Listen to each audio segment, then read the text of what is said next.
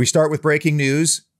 Steven Gerrard is still the manager of Aston Villa Football Club. I know, hard to believe, but at this moment, Steven Gerrard is still in the employ of Aston Villa Football Club. This is a developing story. We'll keep tabs over the course of the show. This can only mean that the owners have not secured the man they want to replace Gerrard, or Neil Warnock just doesn't fancy it. I mean, how low can you go? Neil Warnock said that was the most boring game of football he's ever watched. He had to turn it off. And he was advocating for a Villa penalty in the Ezri Konsa incident. Now, in a perfect world, Villa's hierarchy appoint a director of football at the very top of the organization right now to sort all this out. But I could understand if somebody's out there that they really want and that they think can turn things around, Mauricio Pochettino, you would do it now, although apparently Poch, rumor has it, wants Champions League football. Where have we heard that before? And he also doesn't want too many fires to put out. Honestly, the whole Villa situation is such a bloody mess. Let's get into it. Nottingham Forest 1, Aston Villa 1.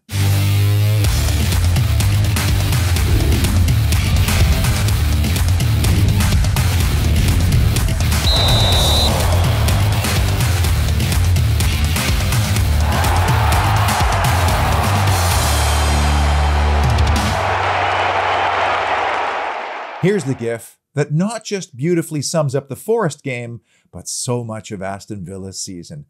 A movie that should have won an Academy Award starring Bill Murray, Groundhog Day. Well, it's Groundhog Day again. Can you imagine the conversations that are occurring at, say, Bodymore Heath or Villa Park right now between Steven Gerrard and Christian Purslow? And I could see Steven Gerrard going to the wheel of excuses and landing on, well, Diego Carlos was lost in the first game of the season. He's a huge signing for us. And now Boubacar Kamara is injured. He was the second biggest signing for us, but neither of those players are the issue behind Aston Villa's anemic attack, which has sputtered against some of the league's weakest teams. And what about the conversations between Christian Purslow and the owners? Well, if those are even taking place, because I could see a scenario by which both men are being ghosted by the owners right now. That's how pissed off they must be at the predicament that Aston Villa finds itself in. And you know what's really scary? With how this is shaking down and how this feels right now, this current era of Aston Villa, it feels an awful lot more like the Steve Bruce era than the Dean Smith era. I've said it on this show before, I'm a big believer in sticking with the plan and not just tearing up the plan in bad times. But I'm sorry, the evidence is mounting that there is no plan, or it left to QPR with Mick Beale. And even then, did Aston Villa at the end of last year inspire you a whole lot more than it is right now? I mean, are the results way better from last year than they are right now? I'm not really convinced. And Neil Critchley, despite the fact he has this super rare UEFA Elite Pro license, his interview with Villa TV when he arrived doesn't inspire me with a lot of confidence. Go back and watch it. He looks like a deer in headlights. So the owners are not going to send another dime in the direction of Steven Gerrard because they've basically gone all in on the former Liverpool legend. And now it appears, in the worst case possible scenario, they've gone all in, and he's a pair of fours, while the house has turned over a royal flush. A new, fresh, and hopefully more experienced set of eyeballs might look at this Villa squad and say, well, the problem with the scoring does not originate with the players up front. It originates in the midfield. And on that note, John McGinn, hand over the armband and have a seat over there because you're not even a starter right now. You are not dynamic enough, quick enough. There's no bottom line to your game. Watch from the side for a while. Maybe it'll inspire you. And a new set of eyeballs might look at Phil Coutinho and say the same thing. Go have a seat over there. You're a very expensive luxury player who we can bring on late in games if we're chasing a goal or trying to get the insurance marker. And maybe a new set of eyeballs might also look at Jacob Ramsey and say, you're not a midfielder. You are a left-sided, left-winger, front three player who can take players on, drive at goals, score goals, and be more dynamic than what we have right now. Ramsey on one side, Bailey on the other, Watkins in the middle, or Ings. And then maybe that leaves some room for an Emi Buendia experiment in the middle of the park to allow him to create and be the third man in. Who those other midfielders are? Is it Louise? Is it Dendoncker? Eventually it's Kamara again. Is it maybe Sanson? Fresh set of eyes might decide that. But right now there is a stubbornness about how Villa is going about things, and also a saving face type nature to what's happening. I mean, this situation is awful for the owners. Think about it. Imagine having to bin this huge staff, some of whom have 2.5 years left on their deal still. Then you have to find proven Premier League experience. Where are you going to find that? Well, you're going to find it in the Premier League. So you're going to poach somebody that's currently employed and have to pay compensation. That's going to cost a mittful. Or you're left with what's left of the unemployed managers right now. Try to find the best of the best in that group, and you're probably still going to have to pay over the odds because you don't want somebody else in your predicament to poach them away from you. And that's on top of this suddenly bloated wage structure of older players who are depreciating because Aston Villa, in the wake of Jack Grealish's departure, wanted to prove to the world that they were still relevant, still aiming for Europe, still a destination club, one of many superficial pursuits that I think were instituted by Mr. Vanity Project himself, Christian Purslow. These mistakes should cost the Villa CEO his job, or at the very least, force a reassignment far away from any footballing situations. And the problem is, if the owners wait, and you can't blame them when you think it's going to cost tens of millions of dollars to fix this mistake. So you could see how they might say, let's wait till the World Cup. Hopefully it turns around. The danger is if it gets worse, now you're in a worse position of trying to attract a top manager who's then having to scramble out of a potential relegation battle. This is a disaster, the way it's all fallen into this place. Welcome officially to the Holy Trinity Show. I never said that to you at the beginning. These are the 3 key issues or moments that defined Forest 1, Aston Villa 1. And we'll start with the key statistics again. Once more, Aston Villa dominating in all the categories that really don't matter. I looked at accurate crosses on this particular episode, and those numbers are dire. Expected goals weren't great. Shots on target, heavily favoring Villa, but off target too often. Accurate passes, decent. 2 big chances. I don't remember the second one. And then the possession favored Villa. But look at the accurate crossing count. Only 3 accurate crosses for 15%. Breaking. Steven Gerrard is still Aston Villa manager, which is leading to fears that both Nassif Sawiris and Wes Edens are bound and gagged somewhere and need help. Big issue number 3, and I forgot the word absolute, but absolute crap crossing. Well, I showed you the stat earlier. I saw somebody posted it was 11 out of 13 of their crossing attempts were inaccurate. And it started early with Ashley Young on the left-hand side. He hit it so far and so high. I think it went out and then back in again, clearing everybody. And that kind of set the tone. Biggest complaint about Matt Cash, frankly, consistency in his delivery, although I'm willing to cut him some slack in this game. He was taking some heat. It's his first game back after an injury. He's playing at his former club. I'm willing to forgive him for that game. But how many times did you see a ball overhit, underhit, didn't clear the first man, or straight into the hands of goalkeeper Henderson? The keeper would have had more stressful training sessions than that game. And that's a concern. Do you know what I want my players to do? I want them to drive it further, not hit a cross from way out on the wing. Drive it, take on a defender, drive it into the penalty area to that sweet spot where the byline meets the 18, where goalkeepers can't decide, do I look at the ball or the danger area? Because you can't do both. I mean, this is City's bread and butter. That's how they play. Drive it into the box, hook it back into the danger area. Haaland smashes it in. And it's not like we don't have players that can drive the penalty area or get around defenders. We have those players. They just don't do it. And that's why we don't earn penalties ever. Key issue number 2. Diabolical dead ball delivery. Wasn't this one of my keys from the Leeds game?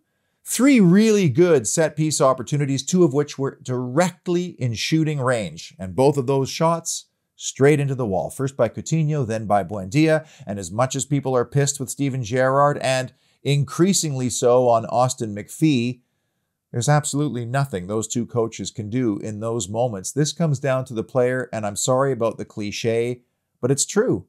The players needed to provide some magic or some quality in those moments. Now, as for defending set pieces, well, there is coaching involved there. There is also mental concentration that must occur. And how could I have guessed that Emmanuel Dennis would score against Aston Villa again after being left alone for a split second right in the wheelhouse of the Aston Villa penalty area? So is that coaching? Is that an individual error? It's a combination of both. And Steven Gerrard was posing quite the inquisition on Austin McPhee on the sideline after that goal went in to see what happened. And the number one big issue or moment that defined Forest 1, Villa 1, staggeringly slow play. Oh, once again, Villa plays a team that sets up in a low block and they are incapable of going around, over, and through, and there are no other options. And now everybody in the league knows that in order to stop Villa, you just have to drop off. I'm hanging on to one single thing here for the balance of the season. Maybe playing all these low block teams, and they've played a lot. They're all at the crap end of the table. Maybe when they play a team that actually plays, because I think Villa was built to be a transitional team, maybe, like a Manchester City, they're better in those situations in games that go back and forth because they are so incapable of breaking teams down. And one of the reasons for it is how slowly they go about things. I say to young players all the time, the ball is faster than any of you, and it never gets tired. The way to unsettle and imbalance defenders is, first of all, by going 2-on-1s and doing overlaps, but also by doing things quickly. We don't do anything quickly. We do it slowly and methodically. The problem with Villa's goal scoring, and I said it earlier, has nothing to do with the front three. Yes, they need to be more clinical, but it starts in the middle of the park. It's the middle of the park that sets the tone, unbalances teams, and then threads the balls through. We love that long floated diagonal, don't we? It's in the air so long it allows the opposition to shift over. No problems whatsoever. What we need to do is be more urgent. Drive at the opposition, engage defenders, and then use the support on either side to get around them. Overlap, underlap, overload. And this is what I thought Aaron Danks was brought in for, this specific attacking principle. But who knows now? He's part of this massive staff. I think there's too many cooks in the kitchen, quite frankly, when you throw in Austin McPhee, McAllister, Critchley, Calshaw, all of them. What do they all do? And then when Douglas Luiz gets the ball in between center backs, and he has all that time and space, it's like the game grinds into slow motion. There's no urgency, and there's no dynamic off-the-ball movement, because one of the key principles of football, the man with the ball does not make the play. The player without the ball makes the play. Do you ever see interchanging of positions? Do you see clever runs? Do you see players dragging other opponents about? No, you don't see that with Villa. You see slow and you see static. I know Ollie Watkins has been taking it on the chin of late for his lack of production, but in this game, he set up Ashley Young's goal with a great header back. He's dueling and battling a guy, wins the header square down. Young steps into it. And then later, he gets on one of those long diagonals at the back post. Again, wins a duel. Good header down, required a good save. I'll tell you what wasn't a good header, though. It was that thing that John McGinn attempted in the second half. There's the ball sitting up perfectly for him to step into with his left foot. And he stoops down. Is he trying to head it on goal or head it to somebody else?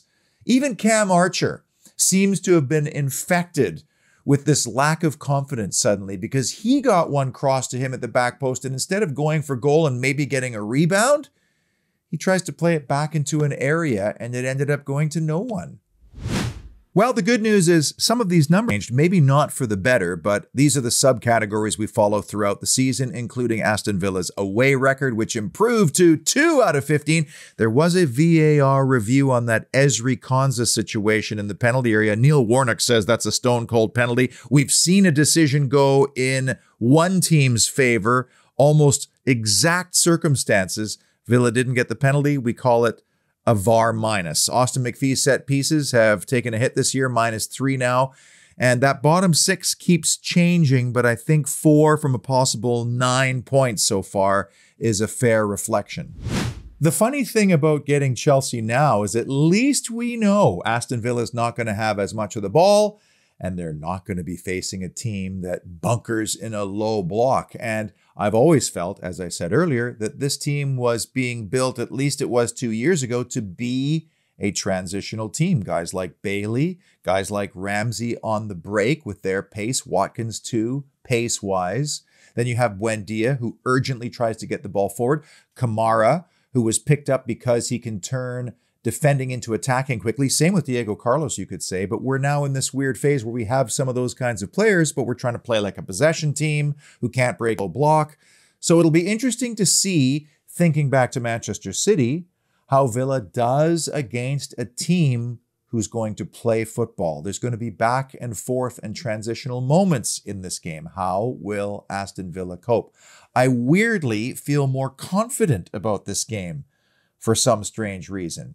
And Graham Potter comes to Villa on the back of a win in Champions League at Milan on Tuesday. He's won all 3 of his first in charge of Chelsea Football Club, and he hasn't beaten Aston Villa in 3 straight attempts.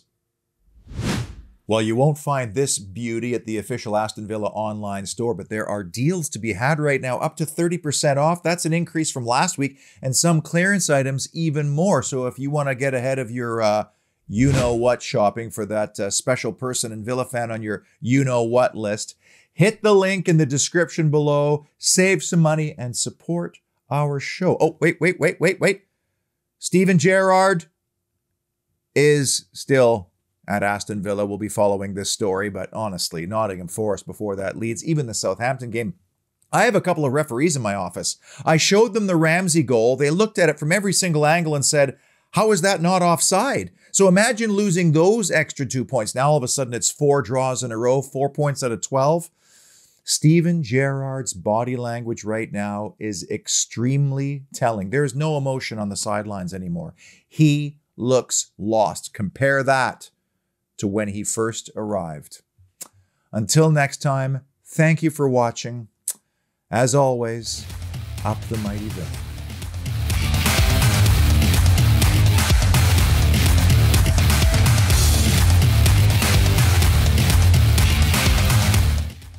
Is this thing even working?